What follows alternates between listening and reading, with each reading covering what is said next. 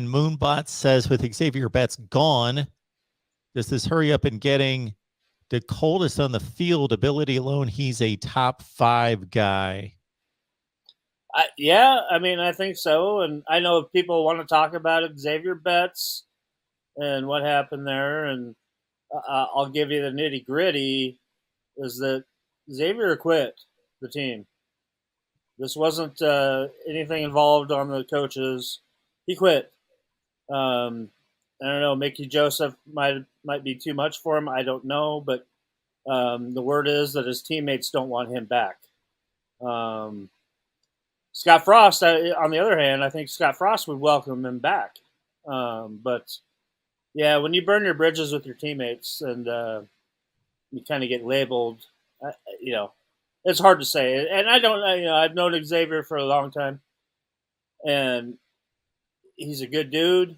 I don't know. Maybe there's something else going on there, but no. Moving forward, like I mentioned last week. I mean, obviously, I knew what was going on, and I told you there was going to be a change, you know, on the roster, and it's unfortunate, but like I said, it's a very loaded room, and you know, when you talk to the guys right now, especially, I mean, the defensive guys that are defending against these guys in practice, that Trey Palmer name keeps popping up a lot. And you know, you want to think that Omar Manning is going to be, you know, that other guy. But you also have a ton of other weapons there. And Dakotas Crawford's a guy that, obviously he's a young guy and stuff, and he's going to have his shots too. So, yeah, I mean, it's a loaded room, and everybody's got a equal shot right now. And with Mickey Joseph being the wide receiver coach now, he's got a special kind of way of coaching that demands a lot out of his guys. And unfortunately, I don't think Zavier Betts just didn't. He didn't fit up to that kind of standard, and it was his own decision to leave.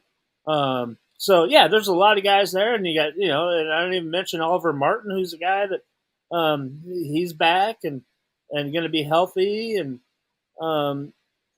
there's a bunch of talent there. And the weird thing about this position group is, you know, since Coach Frost got here, I heard this stat here earlier today that about 75% of the wide receivers that have been at Nebraska since Coach Frost has been here have ended up leaving.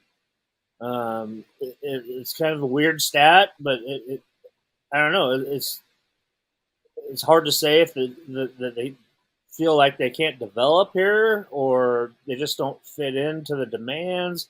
But it's all different now with a different offensive coaching staff, and I think you're going to see big changes in that stat here when guys actually decide to come here. I think they're going to stick it out. And yeah, you can throw out any names that, I mean, obviously, like guys like J.D. Spielman and Wandale Robinson's, you know, hey, it's a different age now. It's a different offense, and observations right now with it is on my side of things is I think they're kind of swimming in things right now, and you know, they're trying to meld Mark Whipple's offense into Scott Frost's offense, and it's something that Scott Frost has never really considered until now. You know, since Chip Kelly pretty much left Oregon, Scott Frost has been running an offense his way, and now having Mark Whipple in and installing something new, I think there's a lot of things going on there where they're a little bit. The learning process is pretty tough right now, I think, across the board. You know, besides that, you know, the offensive line. So there's a lot going on right now that, you know, a lot of parts in motion. Well, I understand that the wide receiver room has a number of bodies, but this was, you know, a guy that was projected to be a main cog, battling for the number one spot. People have been waiting to see a lot out of Zavier Betts for a long time. He did catch 20 passes last year. I also think that, he's at the level of talent that he's going to be able to find a place to play if he so chooses and wants to continue to play football. He's going to be able to find somebody's obviously going to offer him a scholarship or 20, but at the same time, it's not the best look when if maybe I've decided this isn't the place for me. I don't like the position coach, or I don't like the setup, or I don't like this or that, or my playing time, or whatever the reason. I'm going to finish out spring practice and get the reps and not show my next team that I quit. I don't. You know what? Personally, I don't think that even went through his mind. Yeah. With what was going on, is that he just decided that it wasn't for him. And I haven't talked to him.